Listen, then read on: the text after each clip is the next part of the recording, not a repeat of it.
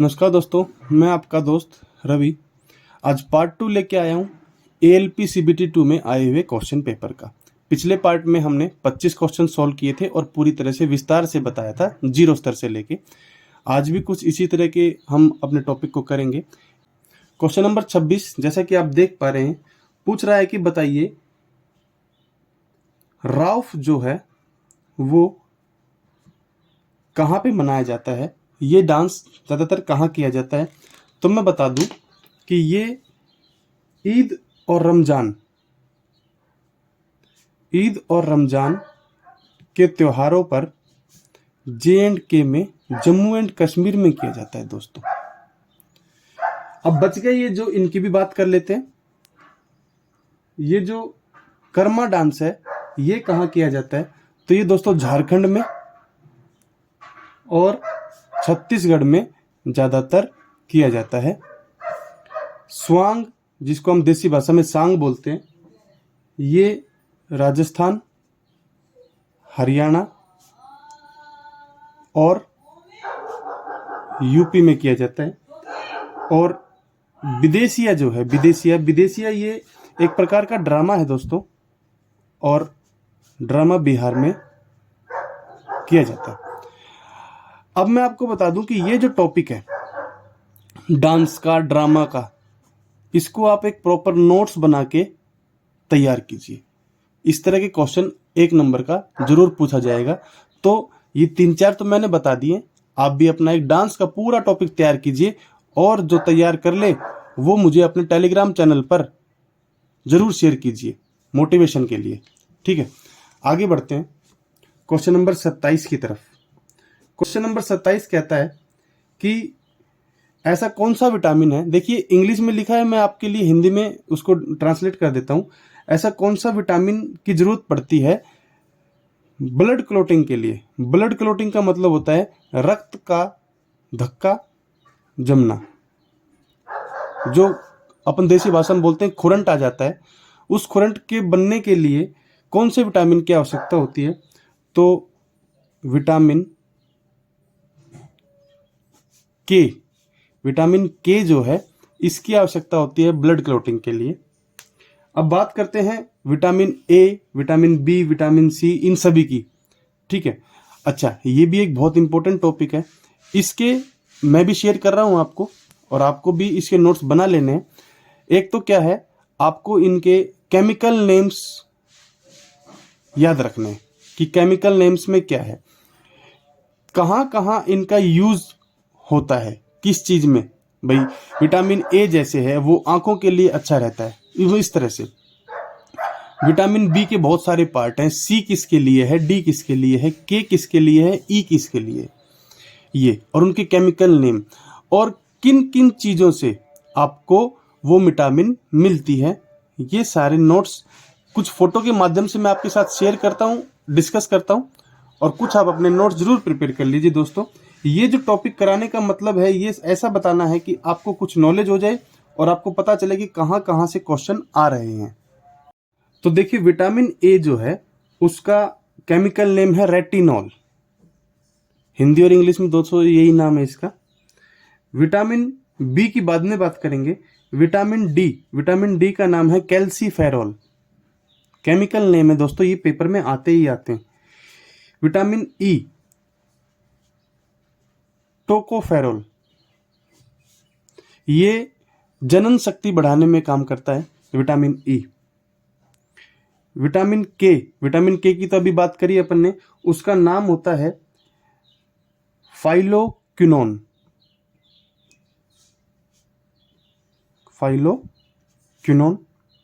ठीक है, ये आपका जो रक्त का थक्का है, मतलब खुरंट जो है, शरीर जहाँ चोट लग जाती है वहां पे।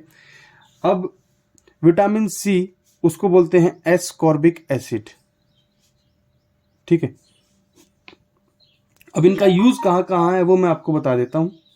विटामिन सी और विटामिन ए जो है, विटामिन सी का तो आपको पता ही है दोस्तों। विटामिन ए जो है रतौंधी, अगर आपको विटामिन ए की कमी है तो आंखों की दिक्कत हो सकती है। रात को नाइट ब्लाइंडनेस जिसको बोलते हैं, रात को ना दिखना, अगर आप अपनी आंखों को तंदुरुस्त करना चाहते हैं तो विटामिन ए युक्त चीज़ों को खाइए। अब आप पूछेंगे कि विटामिन ए युक्त चीज़ें कौन कौन सी हैं, किसके अंदर मिलता है, तो वो है आपके अंडे, मछलियाँ मतलब nonveg, carrots, sweet potato, pumpkin और स्पिनच मतलब पालक। तो ये चीज़ों का आप सेवन करेंगे तो आपकी आंखें अच्छी रहेंगी, आपकी सेहत अच्छी रहेगी, हड्डियां अच्छी रहेंगी, स्किन, दांत और रिप्रोडक्शन अच्छा रहेगा। ठीक है, ये मैं कुछ शेयर कर देता हूं, आप सभी कर लीजिएगा। ठीक है, और अगर आप कहेंगे तो मैं पर्टिकुलर इस टॉपिक के ऊपर एक वीडियो बना दूंगा दोस्तों। विटामिन B1 जो रहता है उसकी कमी से होता है दोस्तों बेरी का रोग होता है। ठीक है, अब बात करते हैं विटामिन डी। विटामिन डी की दोस्तों आपको पता ही है, रिकेट्स, जो अगर छोटे बच्चे होते हैं तो उनकी हड्डियां टेढ़ी हो जाती हैं, वो रिकेट्स विटामिन डी की कमी से होता है। विटामिन सी की कमी से होता है दोस्तों स्कर्वी। क्या होता है? स्कर्वी होता है। विटामिन ई मैंने पहले बताया, जिसका टोकोफेरोल नाम है। अगर विटामिन ई की कमी रहेगी तो जनन शक्ति में कमी आ जाएगी दोस्तों। जनन शक्ति में कमी मतलब बच्चा पैदा करने के लिए जो विटामिन की रिक्वायरमेंट रहती है वो है विटामिन ई। और जो विटामिन के है वो आपका, अगर विटामिन के की कमी रहेगी, फाइलोक्विनोन की कमी रहेगी, तो आपको जो खुरंट है, चोट लगने के बाद खुरंट लेट बनेगा। ठीक है, जो रक्त का थक्का है वो कम जमेगा। आशा करता हूँ आपको टॉपिक समझ में आ गया होगा और इसके भी नोट्स आप जरूर बना लीजिए दोस्तों। अगला क्वेश्चन पूछता है कि बताइए ऑक्सिलरी व्यू जो है किसी भी वस्तु का लंब कोणीय दृश्य, इसकी हिंदी होगी दोस्तों लंब कोणीय दृश्य, किसी भी वस्तु का जो रहेगा वो कितना होता है। तो इसका एक सरल सा आंसर है इनफाइनाइट मतलब अनंत। ठीक है, ये आपके इंजीनियरिंग ड्राइंग से पूछा गया है। कुछ बहुत अच्छे टॉपिक आज मैं कवर करने वाला हूं इंजीनियरिंग ड्राइंग के, तो बिल्कुल वीडियो को आप लाइक जरूर करें। और कोई भी अगर आपको डाउट आती है तो आप बिल्कुल बेहिचक होकर कमेंट में लिखिए। आपको कोई टॉपिक समझ में नहीं आ रहा तो मैं उसके ऊपर वीडियो बना दूंगा। ठीक है, कोई भी टॉपिक आपको डाउट रहे। अगला पूछता है क्वेश्चन, बताइए इनमें से ऑड क्या है। ठीक है, ऑड वन आउट इसमें से बताइए कौन सा है। भाई अपन देखेंगे ये सभी जो हैं FGH कंटिन्यूस में है, QRS ये भी लगातार आते हैं अल्फाबेट, WXY ये भी लगातार आते हैं, ML और K ये इससे मैच नहीं कर रहा है, तो ये इनसे सबसे अलग हो गया दोस्तों। एक चीज और मैंने पहले ही बताई थी आपको कि ये जो है आप ABCDEFGH पेंसिल से आप लिख लीजिएगा अपने रफ कॉपी जो आपका शीट मिलेगी उसके अंदर साइड में कहीं पे रफ पेज जो आपको मिलेगा उसके ऊपर, और उसके फिर 1 2 3 4 5 6 नंबर आप लिख लेंगे ना तो आपका टाइम बहुत ज़्यादा बच जाएगा। और वो क्यों बच जाएगा मैं आपको जल्दी बताने वाला हूँ। अगले क्वेश्चन की तरफ बढ़ते हैं। Question number 30। क्वेश्चन नंबर 30 देखिए दोस्तों, ये एक ट्रिग्नोमेट्री का क्वेश्चन है और इसके लिए आपको मुझे समय देना पड़ेगा। ठीक है, क्वेश्चन नंबर 30 क्या कहता है। क्वेश्चन नंबर 30 कहता है देखिए कि एक ट्रायंगल है XYZ, उसके वर्टेक्स हैं, उसके कोने हैं। बहुत ही ध्यान से देखिएगा, जिसका मैं थोड़ा सा भी आपको लगता है कि हाँ हमारी ट्रिग्नोमेट्री कमजोर है तो वो मैं आज इसमें समझाने वाला हूँ। समय आप मुझे दीजिएगा, सारे टॉपिक कवर होंगे, चाहे वो रीजनिंग का हो, जीके का हो, मैथ का हो, सारे मैं बताऊंगा। इसीलिए मैंने ये उठाया ताकि हर चीज के बारे में हम बात कर सके। तो इसमें कहता है राइट एंगल एट वाई, मतलब जहां पे 90 डिग्री का कोण है वहां पे कौन सा एंगल है, तो वाई है। तो सबसे पहले आप इस तरह से ध्यान रखें कि जहां पे 90 डिग्री है, अच्छा एक्स कह रहा है, एक्स जो है ये एंगल मान लिया हमने एक्स है, तो ये कितना बताया इन्होंने बताया इसको 45 डिग्री का है। ठीक है, अच्छा दोस्तों मैं अब आपको बता दूं एक बात कि सीधा जैसे ही एक बार किसी भी कोण को ये 90 बोल दिया इसने और दूसरा 45 है, तो ये वाला कितना बच गया। सीधा आपका दिमाग एक बार तो यहाँ पे जाना ही चाहिए। देखिए तीनों एंगल्स का कोण कितना होता है, मान लीजिए इसको मैंने ए मान लिया, तो तीनों जो ये कोण है इनका जोड़ कितना होगा, किसी भी ट्रायंगल का 180 होता है। तो यहां से हम इसको निकाल लेंगे, 135 बन गया, और ये जब उधर जाएगा माइनस का हो जाएगा 135, तो ये 45 आ गया। तो ये भी 45 आ गया दोस्तों आपका। ठीक है, बस सीधा सीधा आपको याद रखना है कि अगर एक 90 का है, दूसरा 45 बोल दिया, तो तीसरा 45 ही होगा। ठीक है, अब आगे क्वेश्चन को देखते हैं क्या कह रहा है क्वेश्चन। क्वेश्चन कह रहा है कि अगर ये वाला एंगल 45 का है तो सीकेंट आर, ये क्वेश्चन में गलती है, सीकेंट आर नहीं है दोस्तों, ये है सीकेंट जेड। सीकेंट जेड कितना होगा, ये पूछना चाहता है। ठीक है, मिस्टेक्स रहती हैं, अगर क्वेश्चन पेपर में इस तरह की मिस्टेक आती है तो उसके नंबर आपको फ्री में मिल जाते हैं, या उस क्वेश्चन को इग्नोर कर दिया जाता है, उसके मार्क्स फिर नॉर्मलाइज होके आपको मिलते हैं, उसकी आप टेंशन मत लीजिए। ठीक है, तो सीकेंट जेड निकालना है। अब निकालेंगे कैसे, उसके लिए सबसे पहले आपको समझना पड़ेगा कि सीकेंट होता क्या है, और जब ये कोण निकालना होगा तब क्या क्या बदलाव होंगे। तो देखिए सरलता से हम समझाते हैं, जिसको पता है वो स्किप कर सकता है, और जिसको नहीं पता कैसे निकाल रहे हैं बिल्कुल बेसिक से, तो वो हम अभी करा रहे हैं। तो दोस्तों ये देखिए, ये है 10th में अपन ने 9th में पढ़ा है, पंडित बद्री प्रसाद हर हर बोले सोना चांदी तोले। ये फॉर्मूला है, किसका है वो बताता हूं। ये जो एस है, एस का मतलब है दोस्तों साइन। साइन होता है P बटा H, जो कि यहां पे लिख दिया, और साइन का उल्टा होता है कोसेक, जो कि इसका भी उल्टा कर देंगे तो उसका फॉर्मूला आपको आ जाएगा H बटा P। इसी तरह ये जो चीज है ये है कॉस, और उसके उल्टे का फॉर्मूला है सीकेंट। कॉस मतलब B बटा H, और इसका उल्टा होता है तो ये H बटा B। ये है टेंजेंट, P बटा B होता है P बटा B, और टेंजेंट का उल्टा होता है कॉट, जो कि होता है B बटा P। अब बात करते हैं पूरी तरह से, हम समझाते हैं आपको कि ये P B क्या है। तो P B और H की बात कर लूं तो मैं एक अलग से डायग्राम बना के आपको समझा देता हूं। मान लीजिए अगर मैं ये कोण ले रहा हूं, X कोण, तो उस समय ये जो हमारा रहेगा ये लंब रहेगा, P रहेगा, और 90 और इस कोण के बीच में जो स्पर्श रेखा रहती है वो होता है आधार, और ये हमारा होता है हाइपोटेनस, शायद कर्ण बोलते हैं इसको हिंदी में ये। पर अगर हमने इस कोण को लिया, जेड को लेके चल रहे हैं, तब ये देखिए ये बन जाएगा ऐसे। तो ये फिर आधार हो जाता है दोस्तों, क्योंकि मैंने बताया ना आधार कौन सा होता है, जिसपे लंब बने और कोण जो हम लेना चाहते हैं वो, उन दोनों पे जो ये छूती है लाइन उसको आधार बोलते हैं, और जो खड़ी दूसरी लाइन है इसको P बोलते हैं। हाइपोटेनस वही रहता है जो पहले था, एंगल के साथ में हाइपोटेनस नहीं बदलता है। ठीक है, ये क्यों समझाया मैंने एक कोण बदलने वाला, क्योंकि वो यहाँ पे इस्तेमाल होने वाला है। ठीक है, इसलिए मैंने समझाया है। तो आशा करता हूं आपको समझ में आ गया होगा, और नहीं आया होगा तो प्रॉपर एक ट्रिग्नोमेट्री का जो पूरा चैप्टर है उसको मैं करा भी सकता हूं, ऐसी कोई इश्यू नहीं है। ठीक है, पर यहीं तक समझ में आ जाएगा, इतना ही अपने को करना है, ज्यादा समझने की जरूरत नहीं है। तो क्वेश्चन पूछ रहा था कि सीकेंट जेड बताइए क्या होता है। तो देखिए सीकेंट का फॉर्मूला मैंने अभी अभी बताया, सीकेंट ये है, उसका फॉर्मूला होता है हाइपोटेनस बटे बेस H बटा B, मतलब कर्ण बटा आधार, कर्ण ही बोलते हैं मेरे को जहां तक ध्यान आ रहा है। मतलब आप हाइपोटेनस समझिए, जो ये तिर्यक रेखा है ये वाली।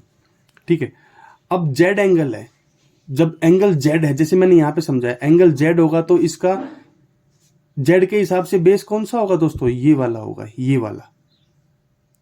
ठीक है, और हाइपोटेनस वही रहेगा। तो यहां पे मैं H का नाम, जो सॉरी हाइपोटेनस है वो है हमारा, इसका पूरा नाम लिख देता हूं ताकि कंफ्यूजन ना हो, XZ, और आधार है आपका ZY। अब इनकी वैल्यू तो नहीं पता, इसने तो पूछा था वैल्यू बताओ हमें इसकी क्या है। तो दोस्तों एक चीज और मैं बता देता हूं आपको कि जब भी आपका 45 का कोण बनेगा, ठीक है, ये 90 का, इधर 45 का, ठीक, तो टेंजेंट 45 जो कि 1 होती है वैल्यू, उसका चार्ट भी है पूरा, आप इतना समझ लीजिए कि टेंजेंट 45 की वैल्यू 1 होती है। और टेंजेंट जो होता है, टेंजेंट देखिए यहाँ पे क्या होता है, P बटा बी, टेंजेंट क्या होता है, P बटा बी। तो टेंजेंट की जगह पे आप यहाँ पे P बटा बी लिख दो, और 45 की वैल्यू है 1, तो ये B उधर चला जाएगा और P के बराबर में आ जाएगा। मतलब बेस और परपेंडिकुलर बराबर होते हैं, आधार और लंब बराबर होते हैं कब, जब कोण 45 का बनता है।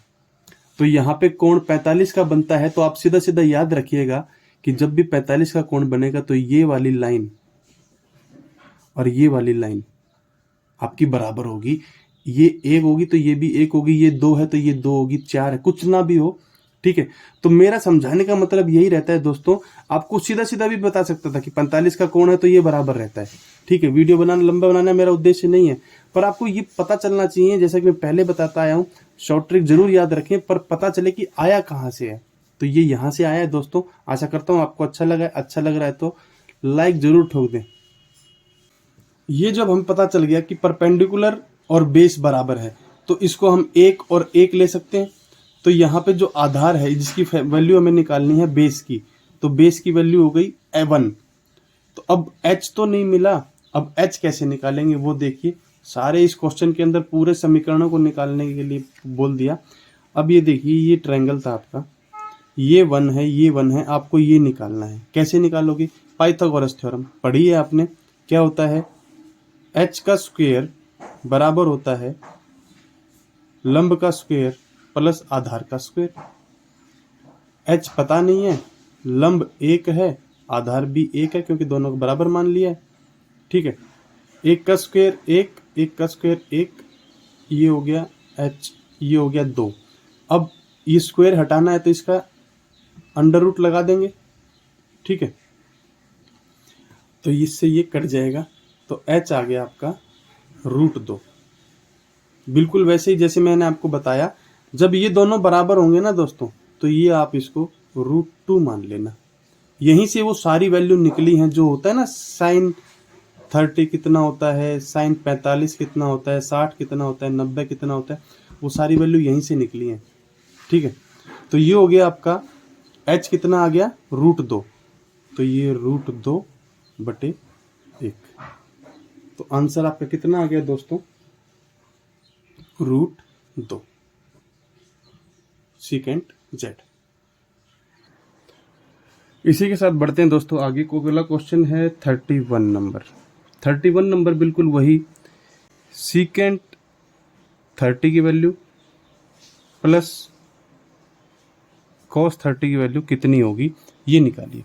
तो दोस्तों देखिए, मैं सोच रहा था कि वीडियो ज़्यादा लंबी ना बनाए, पर मैं आपको देखिए अब वीडियो बताना ही पड़ेगा सारा, कि साइन थीटा, ठीक है, cos थीटा और टेंजेंट थीटा, इनकी वैल्यू मैं आपको बता देता हूँ। 0 डिग्री पे, 30 पे, 45 पे, 60 पे और 90 पे। देखिए फॉर्मूला भी पता है कैसे बना है, पर मैं आपको साधारण तरीके से बता देता हूँ। साइन 0 होता है 0, 30 होता है 1/2, 45 होता है, साइन 45 होता है 1/√2, 60 होता है 1/√3/2 और ये होता है 1। अब इसका बिल्कुल उल्टा कर दो, यहाँ से इसको पकड़ के 1, ये वाला इधर 0 पे, ये वाला ऊपर √3/2, ये और ये सेम रहते हैं और ये नीचे आ जाएगा। मतलब जैसे ये है इधर से पलट के। अब साइन, टेंजेंट क्या होता है, टेंजेंट होता है साइन बटे कॉस, यही होता है ना। तो ये बटा ये, ठीक है, 0/1 0, इसके बटे में ये 1/√2, ये बटे में ये आएगा तो कट जाएगा, 1 आ जाएगा, और ये इन्फिनिटी, ठीक है। अब इसने पूछ लिया क्या, इसने पूछ लिया, अब आपको ये टेबल याद रखना पड़ेगा। अगर इस तरह के क्वेश्चन आपको सॉल्व करने हैं इस तरह के, तो आपको ये टेबल याद रखना पड़ेगा। सीकेंट और कॉस। मैंने आपको पहले भी ऊपर देखिए बताया है कि कॉस और सीकेंट जो कि आपस में एक दूसरे के क्या होते हैं, उल्टे होते हैं, रिवर्सिबल होते हैं। तो कॉस की जो वैल्यू रहेगी 30 पे, वो इसकी उल्टी कर देना। कॉस की वैल्यू होती है दोस्तों √3/2, तो इसकी उल्टी हो जाएगी 30 पे ही 2/√3। अब करना कैसे है, ये तो चलो ठीक है, कईयों की तो प्रॉब्लम यहाँ तक थी। अब कईयों को आगे सॉल्व नहीं करना आएगा, तो ये सॉल्व करना समझ लीजिए दोस्तों। सबसे पहले तो आप देखिए, इन दोनों का एलसीएम लीजिए, रूट वाला और ये वाला इकट्ठा आप लिख देंगे तो यही इसका एलसीएम हो जाएगा, मल्टीप्लाई में लिखना है। फिर अब करना क्या है, दोनों जब एलसीएम होते हैं तो ये इससे मल्टीप्लाई हो जाएगा, 2 2 4, और √3 से मल्टीप्लाई होगा। अच्छा मैं बता दूं आपको, जब √3 से मल्टीप्लाई होगा तो 3 आएगा। कितना भी हो, दोनों अगर सेम वैल्यू मल्टीप्लाई हो रही तो बस रूट हट जाता है ऊपर से। कैसे हट जाता है वो देख लीजिए। √3 2 बार है तो 2, ये स्क्वायर से रूट हट जाता है, ठीक है। तो √3 3 आ गया, ये आ जाएगा 7/2√3। अब देखिए मैथ का रूल क्या कहता है कि हम है ना नीचे रूट नहीं छोड़ते, तो रूट नहीं छोड़ते तो इसको क्या करेंगे हम, रैशनलाइज, ठीक है। 3 से ही मल्टीप्लाई, √3 से ही डिवाइड, 7√3 ऊपर हो जाएगा, और 2 √3 और √3 की जब गुना होगी तो ये 3 बन जाएगा। तो 7√3/6, जो कि आपका आंसर हो जाएगा सी वाला। आशा करता हूँ आपको समझ में आ गया होगा। इसी तरह से बहुत सारे क्वेश्चन आपके ट्रिग्नोमेट्री के आते हैं, ठीक है। अच्छा ये जो नोट्स मैं बना रहा हूँ, ये मैं आपके साथ में टेलीग्राम चैनल पे जरूर शेयर कर दूंगा। अगर आपको कोई डाउट रह जाएगी तो आप वहाँ से इनको आप चेक करके और क्वेश्चन सॉल्व कर सकते हैं, ठीक है। प्रीवियस ईयर के बहुत सारे क्वेश्चन पेपर मैंने डाले हुए हैं, तो आप वहाँ पर जाइए और इस तरह के क्वेश्चन आपको ढूंढिए और वहाँ से सॉल्व करने की कोशिश कीजिए, तभी आपको पता चलेगा कि मुझे ये क्वेश्चन समझ में आया कि नहीं आया। अगला क्वेश्चन है क्वेश्चन नंबर 32। तो उसमें पूछ रहा है, देखिए क्या कहता है कि टमाटो रंग है लाल, तो लाल से ही लिख देते हैं। टमाटो लाल है, तो बताइए लीफ क्या होगा। लीफ क्या होगा, लीफ ऑर्गेनिक है, लीफ फ्लावर है, मतलब फ्लावर का में लीफ होता है, ग्रीन है और प्लांट है। भाई देखिए इनसे लिंक तो कर रहा है, फ्लावर से भी लीफ जुड़ता है, ग्रीन से भी जुड़ रहा है और प्लांट से भी जुड़ रहा है। पर ये आप ये देखिए, ये रिलेशन किस प्रकार का दिया हुआ है, ये है रंग है, तो यहाँ पे भी रंग ही आएगा, मतलब कलर ही आएगा ग्रीन। बिल्कुल साधारण सी बात थी। तो क्वेश्चन नंबर 33 क्या कह रहा है दोस्तों, देखिए कि जो विद्युत है, इलेक्ट्रिक करंट जो है, वो किसकी वजह से प्रवाहित होता है। देखिए मैं हिंदी में कराने की आपकी पूरी तरह कोशिश कर रहा हूँ, थोड़ा सा आप भी सपोर्ट कीजिए, लाइक कीजिए और दोस्तों के साथ इसको शेयर कीजिए कि भाई यहाँ से पढ़ लो, हो जाएगा सिलेक्शन। तो फ्लो किसकी वजह से होता है, तो देखिए जो करंट है उसका फ्लो हमेशा आपको जो प्लस वाले होते हैं, पॉजिटिव जो आपके चार्ज होते हैं, ठीक है, उनकी वजह से होता है। बस इतना आपको ध्यान रखना है, जो प्लस वाले रहेंगे उनकी वजह से होता है, माइनस वालों की वजह से नहीं होता है। अब रीजनिंग का क्वेश्चन आ गया है, क्वेश्चन नंबर 34। बहुत ही आसान, थोड़ा सा घुमा फिरा के दिया हुआ क्वेश्चन है, पढ़ेंगे इसको। देखिए कहता क्या है, आप इस तरह से लिख लीजिएगा, सी जो है, अगर ऐसे लिखा है C%D, इसका मतलब है कि सी माँ है डी की, शॉर्ट लिख रहा हूं। अगर ऐसे लिखा हुआ है $C तो इसका मतलब है जो सी है वो पत्नी है डी की। इस तरह के क्वेश्चन आते हैं। और अगर ऐसे लिखा हुआ है एंड करके, तो सी क्या है, सन इन लॉ, मतलब दामाद है, ठीक है, दामाद है डी का। अब इसने पूछा क्या है, इसने पूछा कि बताइए डब्लू, इसने पूछा कि बताइए डब्लू जो है, डब्लू डॉलर नहीं percentage X dollar Y and Z में रिलेशन क्या है। ठीक है, इसके हिसाब से बताइए।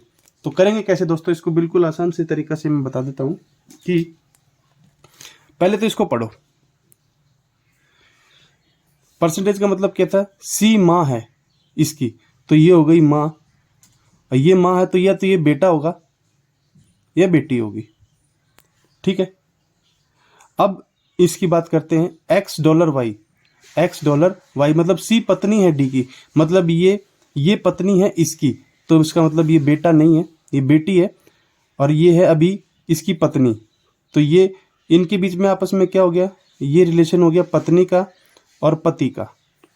ठीक है, और वैसे ये बेटी है किसकी, डब्लू की, और पत्नी है वाई की। अच्छा ठीक है, वाई का और इसका पता ही है आपको, एक ही सिंपल सा पाना है दामाद, तो ये इसका दामाद है, मतलब ये ससुर है। ठीक है, अब पूछा क्या है कि बताइए क्या कहना चाहता है, तो जेड ऑप्शन पहला देखिए, पहला ऑप्शन कहता है कि जेड जो है भाई ये ससुर है, ये इसका पति है, और ये जो पत्नी है ये बेटी है किसकी, इसकी, तो ये आपस में एक दूसरे से क्या हो गए, रिलेटेड हो गए।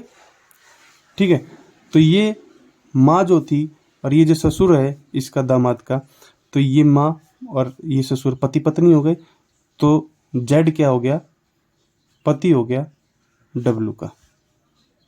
ठीक है, तो ये आपका ऑप्शन 1 बिल्कुल जुड़ जाएगा इसके साथ में। तो इस तरह से घुमा फिरा के क्वेश्चन रहेंगे, सरल रहते हैं, प्रैक्टिस अगर आपने की है तो आपको दिक्कत नहीं आएगी। क्वेश्चन नंबर 35 की बात कर लेते हैं कि हाँ देखिए, अगर फर्स्ट एड में एक टर्म होती है दोस्तों राइस। ठीक है, इसको आप समझ लीजिए क्या होता है।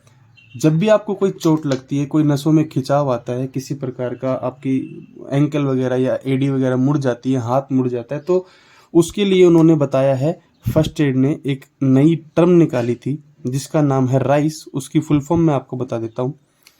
राइस का मतलब है सबसे पहले आप रेस्ट करें। ठीक है, 24 से 48 घंटे आप अपने शरीर को क्या करें, उस जगह को आराम दें। उसके बाद में आपको क्या करना है, आप दिन में 4 से 5 बार उस जगह पे जहाँ पे भी आपकी हड्डी मुड़ी हुई है या नस वगैरह में जो खिंचाव आ गया है, वहां पे आप आइस की थेरेपी कीजिए, मतलब आइस लगाएं। दूसरा आप कंप्रेशन कीजिए, थोड़ा सा उसके ऊपर धीरे धीरे दबाव दीजिए ताकि वो जगह अपनी जगह पे बैठ जाए वो जगह। फिर तीसरा है जो इसने जो पूछा वो है एलिवेशन। देखिए फोटो के माध्यम से भी मैं आपको समझाने की कोशिश कर रहा हूँ। एलिवेशन का मतलब क्या है, आपके अगर पैर में चोट लगी है तो आप उसको किसी तकिए के ऊपर रखकर एलिवेट कीजिए, मतलब उसको थोड़ा सा कोण के रूप में रखें तो आपको आराम मिलेगा। ये फर्स्ट एड की राइस एक टर्म थी जो इन्होंने इन्वेंट की, और उसमें ई के बारे में पूछ रहे थे क्या होता है। तो ये कुछ अपडेटेड चीज़ें हैं, इनके साथ में आपको अपडेट रहना है कि क्या क्या चीज़ें आई हैं। ठीक है, अगले क्वेश्चन की ओर बढ़ते हैं। क्वेश्चन नंबर 36 बिल्कुल आसान, आशा करता हूं आपको करने में दिक्कत नहीं आएगी। क्या देख रहे हैं भाई, ये जो है अगर ऐसा है तो आगे क्या आएगा। ठीक है, तो देखिए UVWX RST